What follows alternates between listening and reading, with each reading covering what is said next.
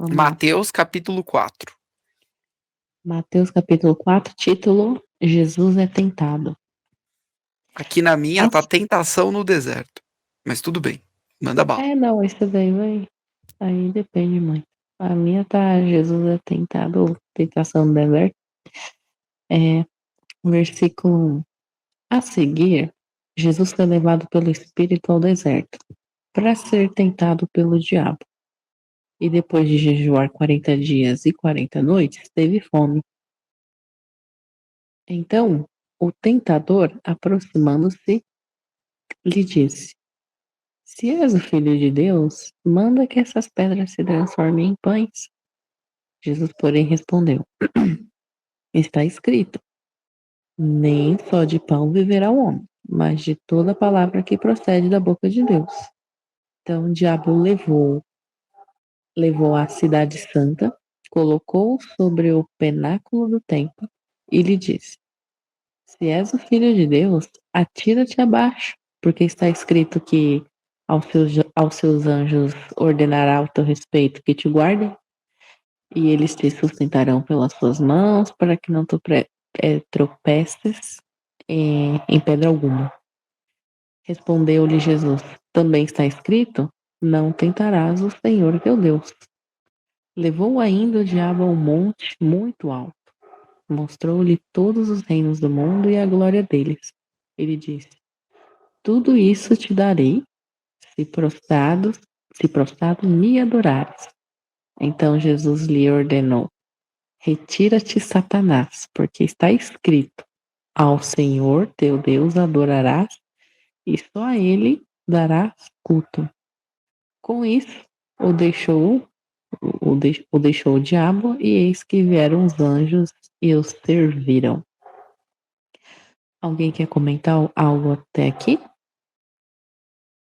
Não, eu acho bom. Vamos ler inteiro e depois a gente vai fazer o comentário dele todo, né?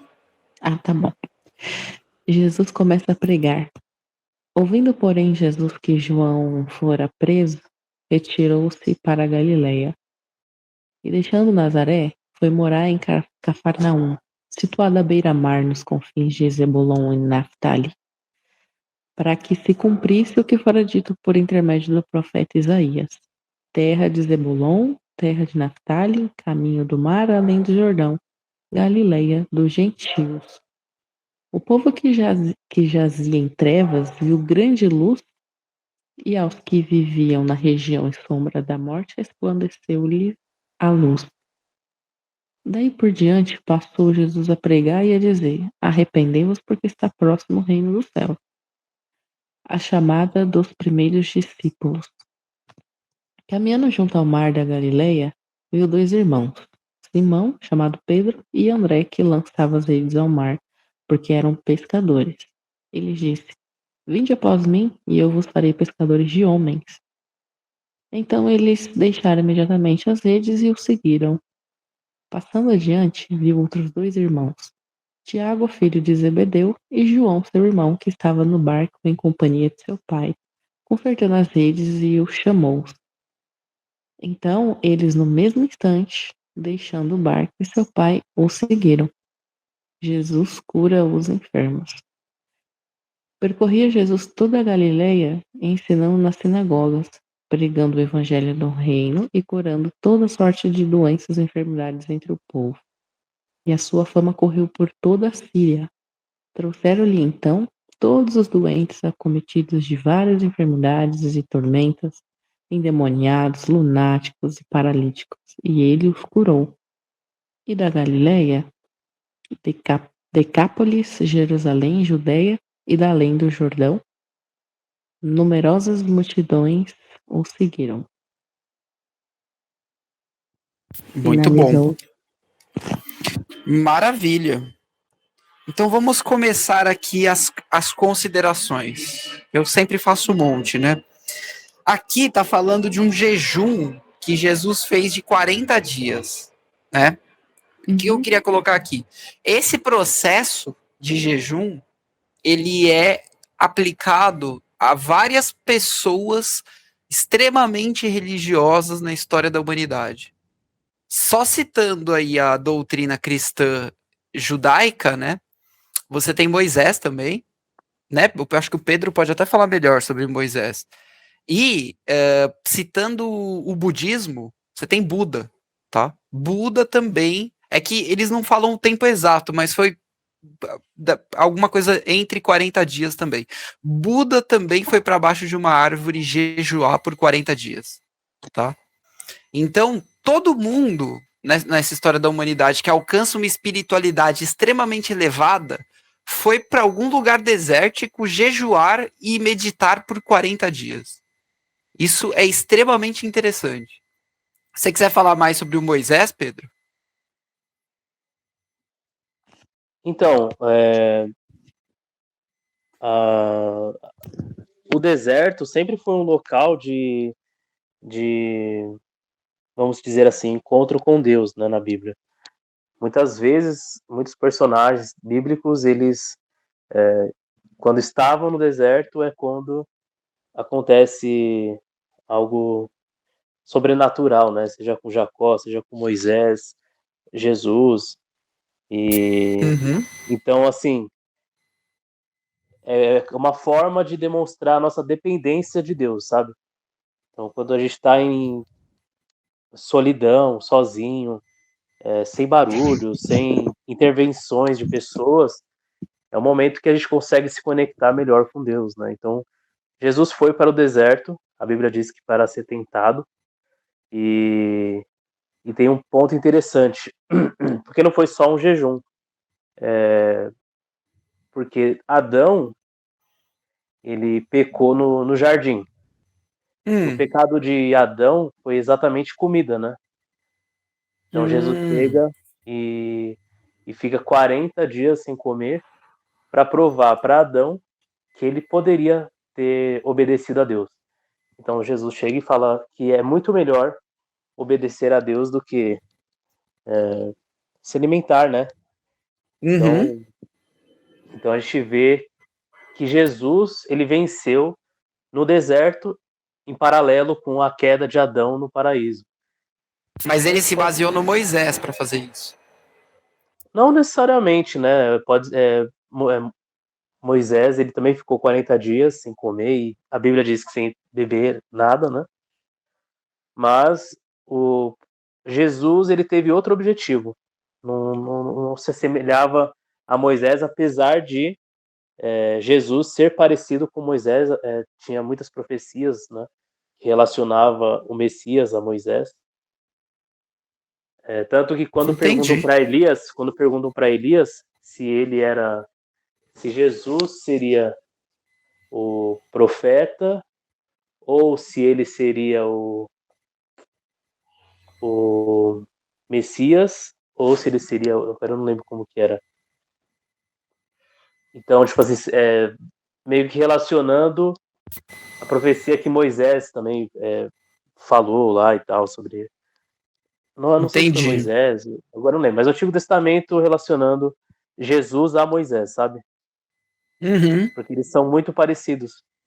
Então, mas essa tentação não tem nada a ver com o que Moisés fez no deserto, só se Mas assemelha. Jesus conhecia as escrituras, certo? Antes Sim, com desse certeza. jejum aqui. Sim, Então ele sabia que Moisés tinha ficado 40 dias em jejum. Seja no deserto, seja onde tenha sido. Foi no deserto também? Jesus é Deus, né? Ele estava lá com Moisés, ele sempre existiu. Ele não nasceu ali, ele já existia, entende? Justo. Tá. E aqui, beleza. Eu quis fazer essa correlação que eu achei interessante. Porque isso aqui me parece ser uma forma muito grande de se espiritualizar, né? Fazer esse jejum de 40 dias. É bem interessante. E aí ele fala que depois desse jejum aqui, que apareceu Satanás, certo? Uhum. Inclusive, essa é a primeira menção de Satanás no Novo Testamento. Ou estou enganado? Não, é isso mesmo. Tá. E aqui, como é que ele se refere? Ele se refere nas Bíblias de vocês aí, tá escrito Satanás? Na minha, sim. Na minha está diabo. Na na minha que eu tá tô os vendo aqui dois. também, diabo. Aqui tá escrito o tentador na minha. Não tá A escrito minha fala o diabo, não. diabo mesmo. Ah, então o diabo levou. Ah, entendi. Então nesse caso seria Lúcifer mesmo. Não é um demônio É, qualquer. não, é o próprio mesmo. O anjo caído. Entendi. Interessante. E na Bíblia de quem tá Satanás? Na sua, Gabi? Tá os dois. Tá referências com os dois nomes. É, porque diabo é uma coisa.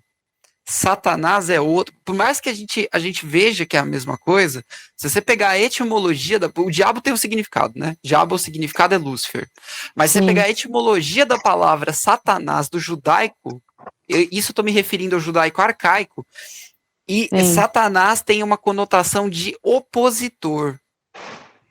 Então, eles tratam isso, por exemplo, acho que no livro de Reis, que eles vão falar, eu não conheço, eu não li, mas eu vi especialistas falando sobre o assunto, que eles vão falar sobre o opositor a qualquer coisa, na verdade. Tipo, por exemplo, Davi tem um opositor, um exército opositor ao reino de Israel. E aí esse opositor é o Satã de Davi. Entende? Por isso que eu tô perguntando a palavra que tá aí com Sim, vocês, porque é eu já ouvi interessante, falar também dessa interpretação e também me faz sentido. né? Mas beleza. Então, Lúcifer apareceu para tentar Jesus depois dos 40 dias, certo? Foi depois. Não foi durante. Me Sim, foi parece que depois. sim, Pelo menos aqui fala que porque foi, né? porque depois os anjos vêm e o servem, né? Não, então aqui Ou fala, seja, tendo ele jejum finaliza. 40 dias e 40 noites, depois teve fome, e chegando-se a ele, o tentador. É. Sim. E aí aqui E ele fala tendo da jejuado, né? palavra. Sim. Então ele fala da palavra, né? De novo, a palavra que sai da boca de Deus. Então ele se refere à palavra do verbo no sentido da criação mesmo, né? Eu acredito que sim. Quando ele fala o Tá. verbo. Beleza. Então o diabo levou Jesus à cidade santa. Ele levou como? Isso aqui foi fisicamente? Tem alguma interpretação para isso que vocês conhecem? Eu, Foi Olha, uma ilusão? Ele colocou, olha, sei eu lá, criou? acredito. Não, acredito assim, espiritualmente falando, a gente sabe que coisas acontecem que não acontecem no mundo físico. Então, eu acredito na literalidade. Eu acredito que eles sim foram transladados a um alto de um monte. E a Bíblia descreve, né, até mesmo o lugar para onde eles foram, aonde Jesus fosse capaz de ver toda a Hum, cidade. Entende? entendo, mas não sei se concordo.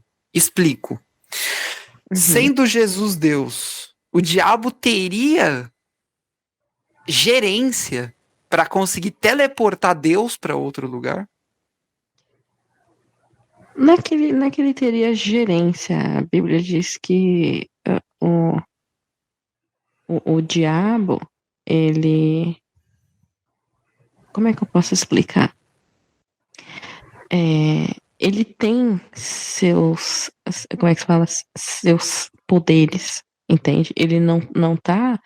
Ele não é despido de. Como é que eu posso dizer? O diabo ele é um ser que ele também pode fazer coisas. É óbvio que o que ele pode fazer, o que ele é capaz de fazer, não é superior ao poder de Deus. Só que naquele momento, a gente está vendo que Jesus ele está em uma situação humana.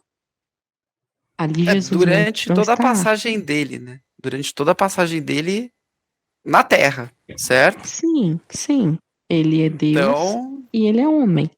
Só que ali no deserto a gente percebe que existe uma certa fragilidade, porque ele tá com fome, ele tá jejuando há 40 dias, entende? Então, uhum, assim, é aí que acontece, o diabo se aproveita justamente nesse momento.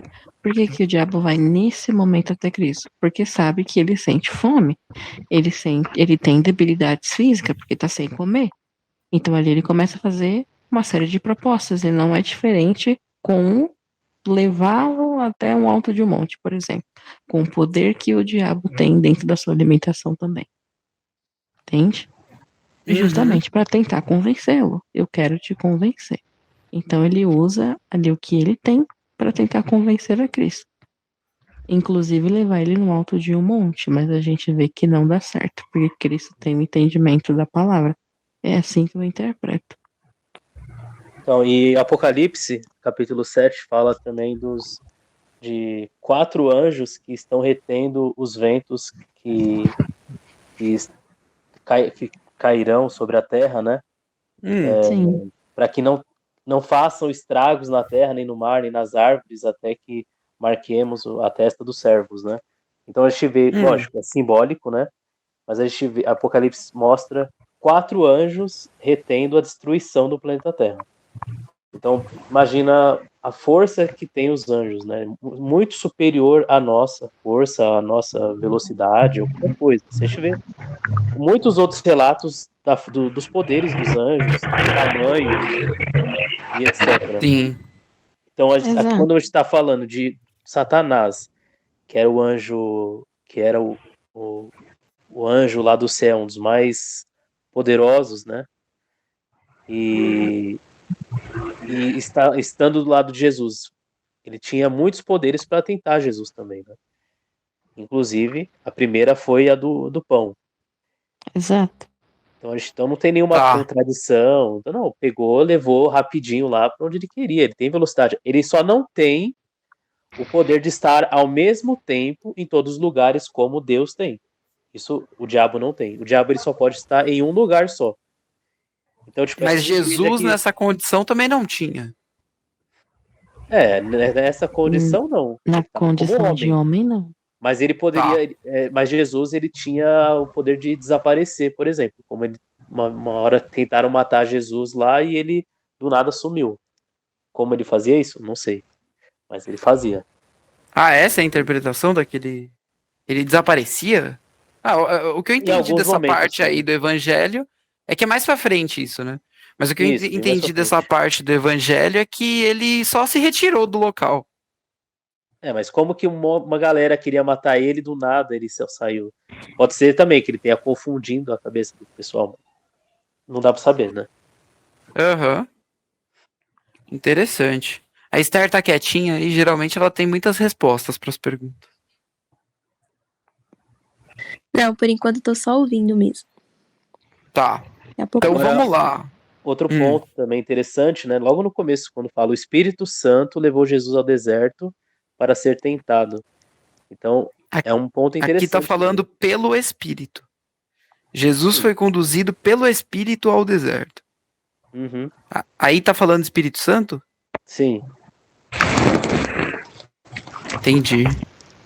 Então, a gente vê que em vários momentos Deus ele prova os fiéis, sabe? Então, tipo Uhum. assim, você vê ele pedindo para Abraão matar o próprio filho, o único filho que ele tinha, né? Então, Deus ele faz o teste com a gente para ver até onde nós somos fiéis, né?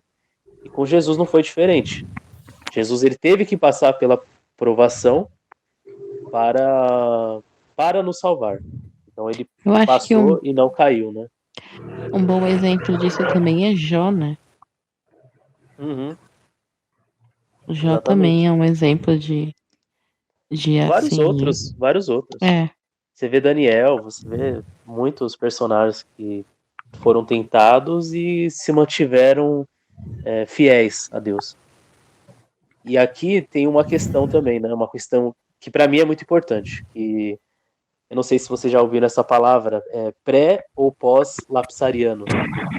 Não conheço. Que é a Eu nunca natureza ouvi de falar. Jesus.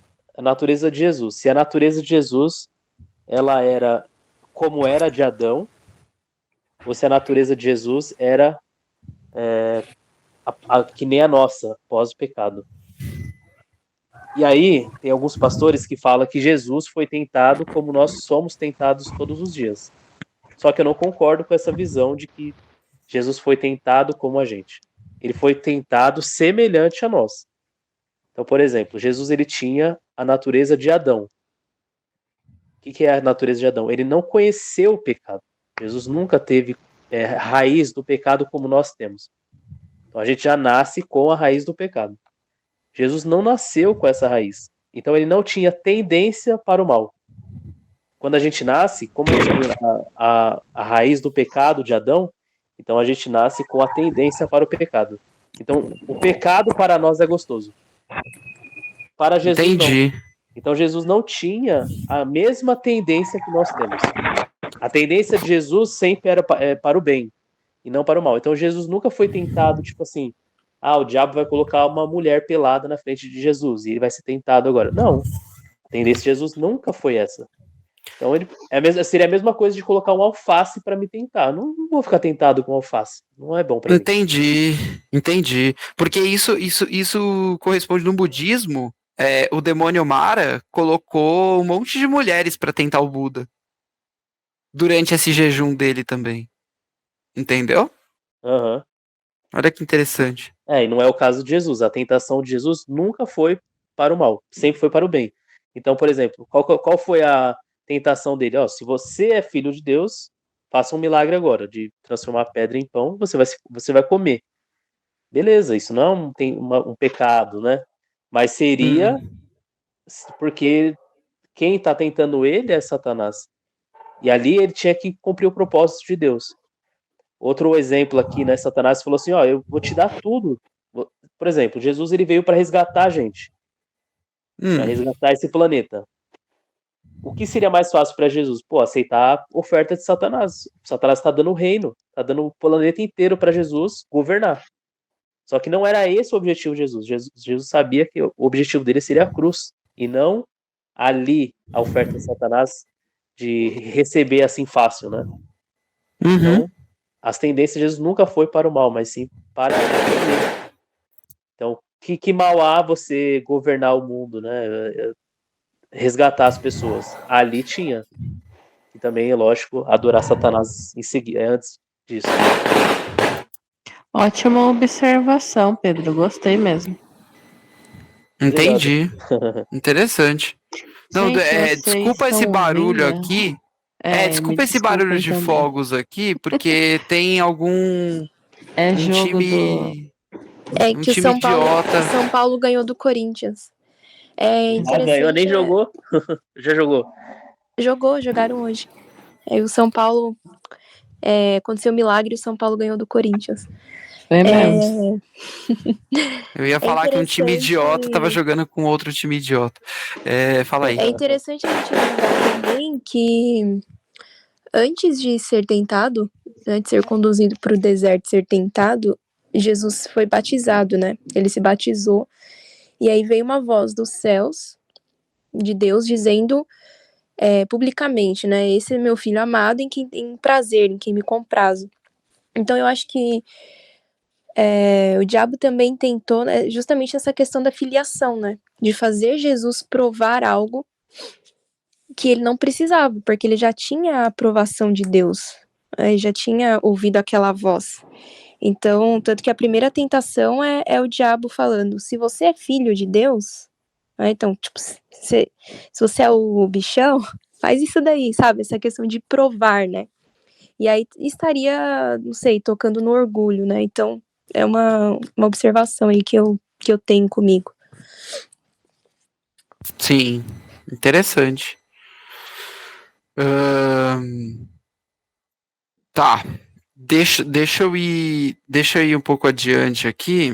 Aí ele fala que ele manda ele se jogar também para os anjos segurarem ele.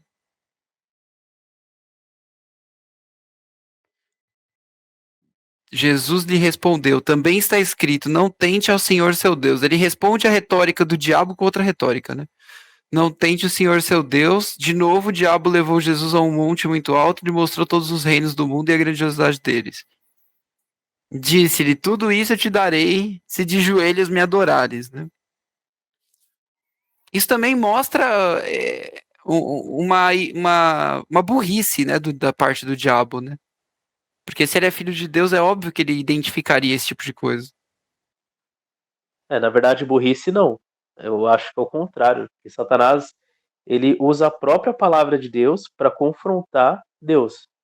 Então, desde o jardim do Éden, ele está confrontando usando a própria palavra de Deus. Deus falou, a partir do momento que você comer do fruto, você certamente vai morrer. E aí Satanás fala que, ao contrário disso, ele pega um trecho do que Deus fala, mas subverte isso. Ele altera algum sentido disso para enganar. E com Jesus a mesma coisa. Ele fala aqui, ó, se você é filho de Deus, jogue-se daqui, pois as escrituras sagradas afirmam. Então, Satanás conhece a Bíblia, conhece todas as palavras de Deus, ele conhece tudo. Então ele usou isso contra Jesus. Imagina se ele e os seus anjos vão usar isso contra a gente, né? Então, isso que eu ia falar.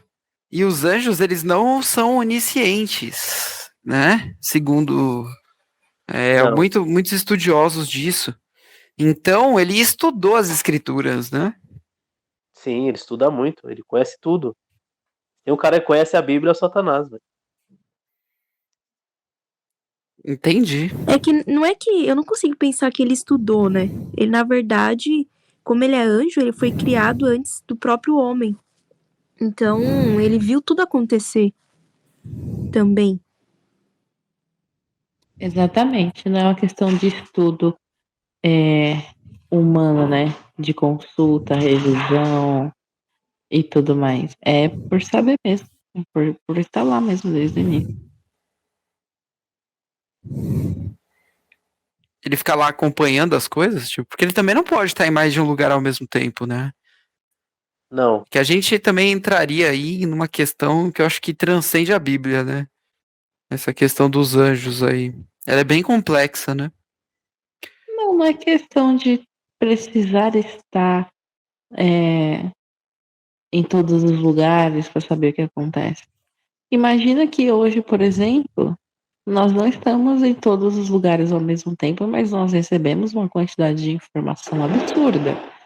Eu imagino que no reino espiritual acontece da mesma coisa, entende? O diabo, ele possui vários anjos ao seu serviço. Ele caiu e levou a terça parte do céu. E essa terça parte do céu está ao seu serviço. Então, imagina que é uma empresa, tudo que acontece em todas as áreas, em todos os setores dessa empresa, uma hora vai chegar no dono.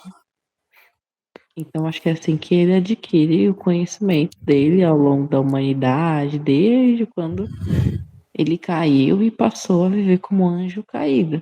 Ele não esteve em todos os lugares ao mesmo tempo, mas é um reino maligno que, infelizmente, funciona ao seu serviço. E, obviamente, ele vai ter conhecimento das coisas, ele vai estar em momentos, sabe? Momentos chaves, cruciais da humanidade, e vai ter um reino trabalhando nisso também para ele próprio. E outra coisa também é que logo depois desse trecho, quando Jesus mandou embora Satanás, né?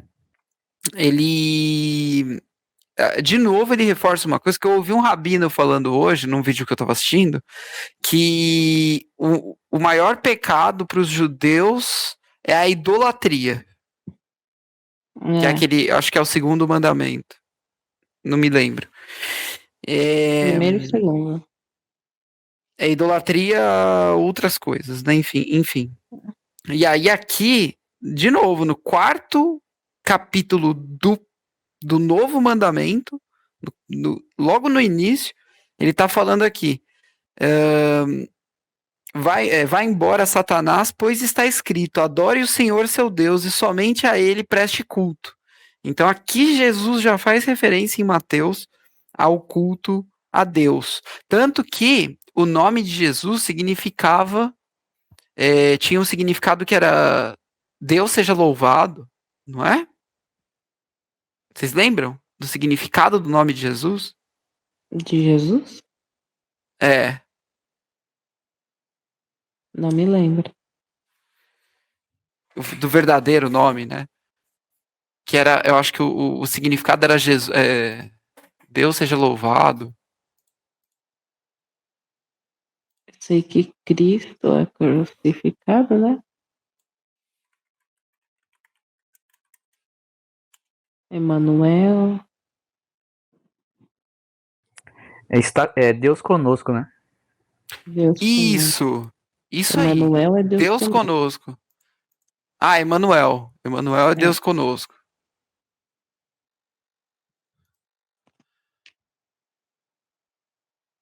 Deixa eu ver aqui.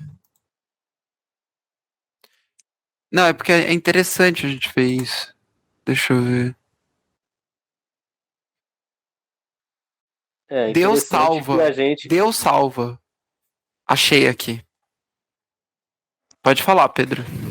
Não, é interessante que a gente vê claramente Jesus aqui afirmando, né? Que a adoração, que o nosso tempo de adoração deve ser somente para Deus. Então a gente vê um monte de cultos, de pessoas fazendo cultos. Por exemplo, você vai na igreja para fazer o quê? Então a gente vê um monte de pregadores fazendo tudo menos culto a Deus. Isso seja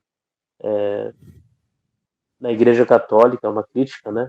Mas que coloca cultos a pessoas, que eles chamam de santos, seja para anjo, né? A gente vê que anjo na Bíblia pede para Pedro não adorar. Quando Pedro vai adorar o anjo lá, o anjo fala, não, levanta, porque só tem que adorar a Deus. E a gente vê pregadores coaches aí também, a gente vê pregadores até mesmo em louvores, muitos louvores que colocam a pessoa acima de tudo, né? Você no centro, isso, você né? é aquilo, o centro é a pessoa da pregação, e não é, o centro sempre tem que ser Deus. Então a adoração sempre é a Deus, porque o resto é pecado, o resto é perigoso, né? Você está indo para um caminho meio perigoso. Então a gente vê um monte de pessoas falando aí, você é precioso, Deus te ama do jeito que você é, e não sei o quê, e aquelas conversinhas bestas. Você é o ouro de parece que é bonito, que Deus te ama, mas te encaminhando para idolatria mesmo, né? Exatamente. Sim, sim. E por isso que eu acho importante, porque tudo remete a isso, né? Se você pegar até o Novo Testamento fala isso. E aí aqui é o que eu falei para vocês, o próprio nome de Jesus não diz respeito a ele, diz respeito a Deus, que é Deus salva, né? Então, é bem interessante, né, essa interpretação. Maravilha. Vamos caminhando para o fim, gente, que a gente tem 15 minutos aqui, vai fechar essa sala aqui de reunião em 15 minutos. Aí aqui ele fala que quando ele ouviu que João tinha sido preso, ele voltou para Galiléia. Aí ele fala um monte de nomes de cidades que a gente não faz ideia de onde fiquem, né? Foi morar em Cafarnaum. O ponto principal está no 17, né? Que Jesus fala que arrependam-se dos seus pecados, porque o reino do céu está perto. Então, a pregação principal é o arrependimento, né? Dos pecados. Enquanto hoje as pessoas estão falando para a gente que você é pecador, então continue pecando mesmo. Por exemplo, aquela André Surak, né? É ridícula. Mulher, é asqueroso o que ela está fazendo, né? A mulher se converteu, lógico, numa igreja que é um antro. Uma bagunça teológica. Ali não é uma igreja, né? Ali não dá nem, sei lá o que pode falar. Mas tudo bem, ela saiu dali, aí volta pro mundão, daqui a pouco volta pra igreja e hoje tá fazendo filme pornô de novo. E no meio de filme pornô coloca o filho e falando que ela é pecadora, mas que ela ama Jesus. Se Jesus voltar hoje, ela vai ser resgatada. Porque ela é pecadora. Então, tipo, ela perverteu tudo, sabe? A pregação de Jesus é arrependimento. E arrependimento é você evitar fazer o pecado. Se você continua uma pessoa fazendo... dessa nem estudou, né? Pessoa dessa Não, aí não só conhece seguiu um nada. grupo e saiu andando. Não conhece nada. E, tipo assim, arrepender é você realmente não querer fazer aquilo, é lutar contra aquilo. Aí a pessoa quer continuar fazendo porque é pecadora e Deus vai te aceitar do jeito que é. Pronto, é o caminho pro O inferno. próprio apóstolo Paulo fala, né? Pra gente não se aproveitar da graça de Cristo para continuar, para pecar continuamente, porque senão, nesse caso, já não há mais graça. Pois Não há é. mais graça. Que ele fala, né? Então devemos continuar pecando? É claro que não, de maneira nenhuma. Porque Exatamente. senão não há mais graça. Interessante. Interessante. E aí, aqui no 18, a gente vê já ele falando, ele chamando os apóstolos. Eu acho que aqui também já não tem nada demais, né, pra gente discutir. Porque isso aqui foi ele passando lá e chamando pessoas que ele achava que tinham fé e que ele acertou, né? Que são pessoas que foram atrás dele. Sobre pescador, né? De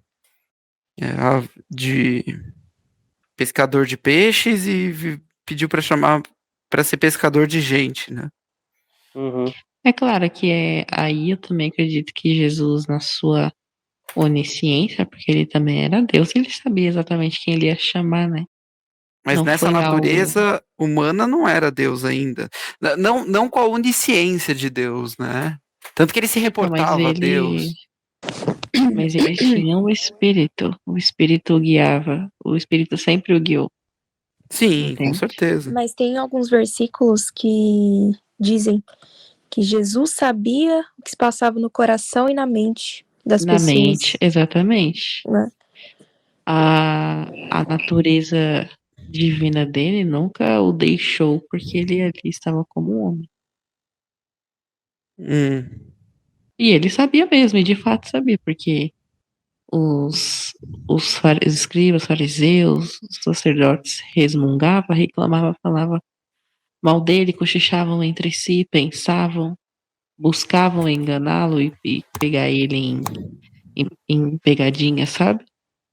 Distorções de fala, e Jesus sabia, e já falava na lata. E é isso aí, se vocês estão pensando, é isso aí, vocês estão cochichando de mim. Mas ali ele estava como homem. E como que ele faz isso? Natureza divina. Entendi. Beleza. E aí, aqui no fim, Jesus percorria toda a Galiléia ensinando nas sinagogas deles. Então ele usava a estrutura dos fariseus e doutores da lei para pregar para as pessoas que ali frequentavam, certo? Que já deviam ser pessoas também mais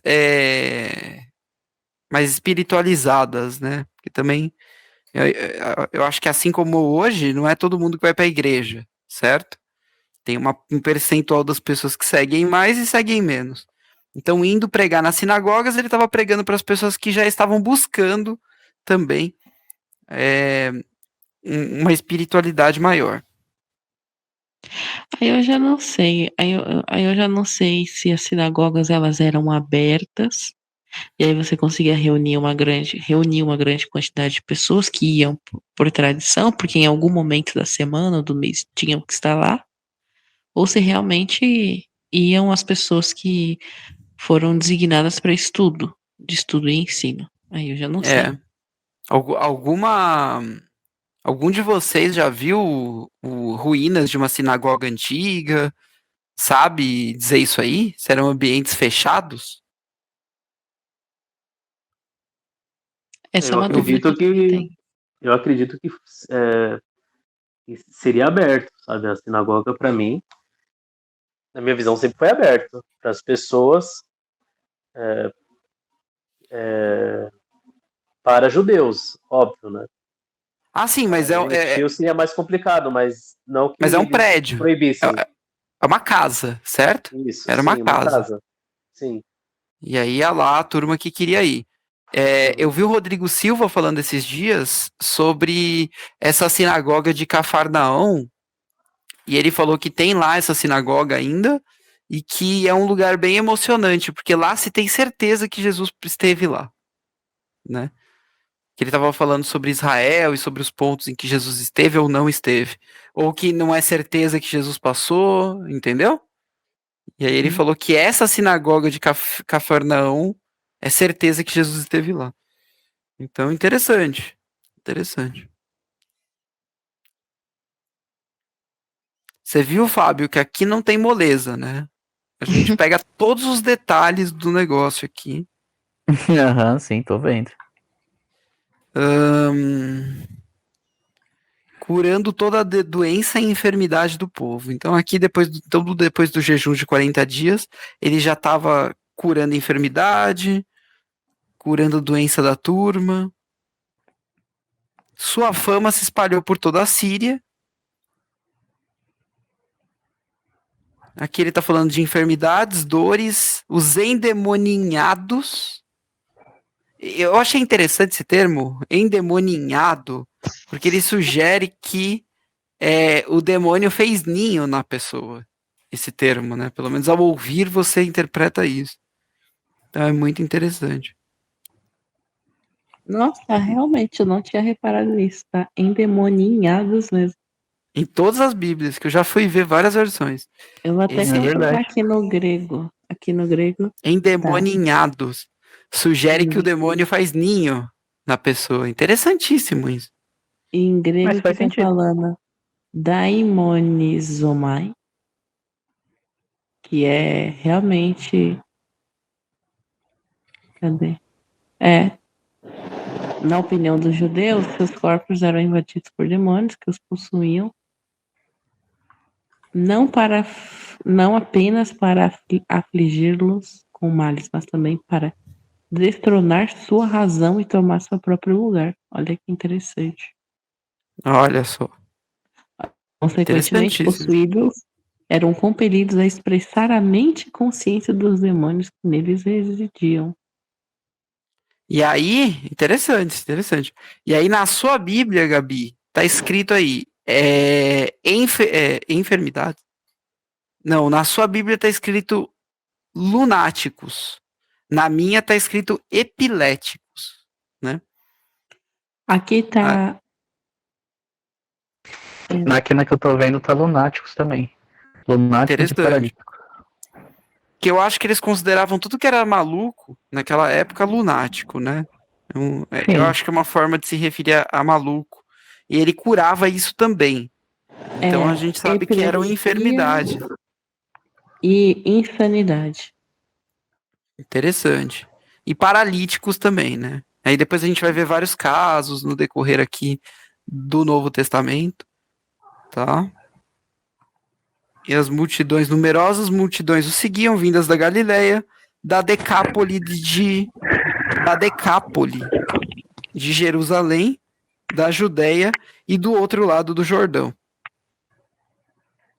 Que é aquela região toda, né, de Israel. Não sei se a gente tá com tempo, mas vale uma observação aqui também. 5 minutos, pode falar. No versículo 23, ali Jesus quando tá curando os enfermos, no versículo 23 a palavra enfermidade está como maláquia, que é fragilidade, debilidade, fraqueza no corpo, enfermidade mesmo. E no versículo 24, a enfermidade está nossos. Como? Ou seja, diferente. Não é a mesma palavra no grego. E o que significa essa segunda palavra? Nossos aí. Ah. Aqui, deixa eu abrir aqui. Tá afinidade incerta. Ah, é? Ah. Ah. Que interessante. Pode ver. Não sei se vocês conseguem consultar, mas a minha eu clico na palavra, eu vejo o grego. Que é 23, maláquia. E a segunda palavra? 24, que é a segunda, nossos. Nossos se escreve como? N-O? Aqui no grego tá. Deixa eu ver aqui. N-O-S-O-S mesmo.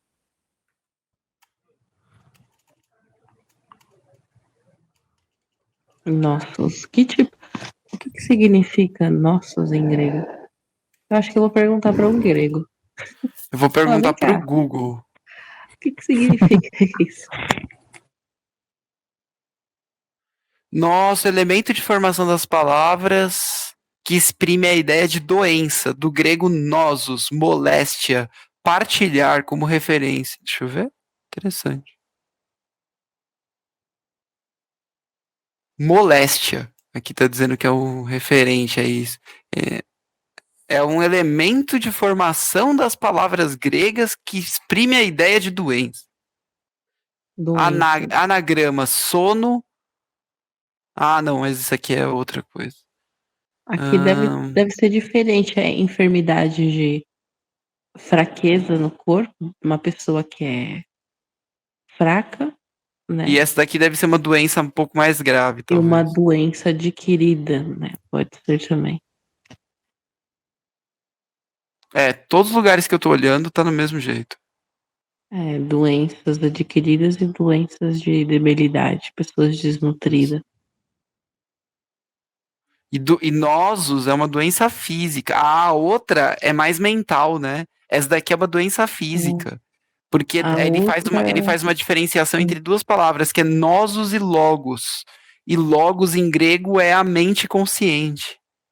Entendi. E a primeira palavra é debilidade no corpo. Fragilidade. Isso. Debilidade. Que não é assim uma doença, mas é um problema de vigor de saúde, eu imagino. Sim. Falta de, sei lá, vitamina, falta de vitamina. Esse tipo de coisa. Gente, tá encerrando o tempo aqui, mas eu acho que foi muito proveitosa essa leitura de hoje, que a gente viu vários ângulos do texto inteiro, né? Não faltou nada. Certo? Sim. Dá pra falar bastante coisa ainda, mas não dá tempo. Tá acabando aqui. Falta um minuto. Não, mas tá bom, mas tá ótimo. Eu tinha colocado mais tempo aqui no Google Agenda, só que ele não deixa por limitação de não ser pago mesmo. Mas assim, se quiser, a partir da semana que vem a gente faz no Discord. Aí não tem limite de tempo. Entendeu? O capítulo 5 vai ser bem grande, viu? Vai cair, hein, gente? Vai cair agora. Foi muito bom, pessoal. Mas fechou. Então a gente faz no Discord na semana que vem. Falou, boa noite. Boa noite. Tchau, boa noite. Tchau, tchau.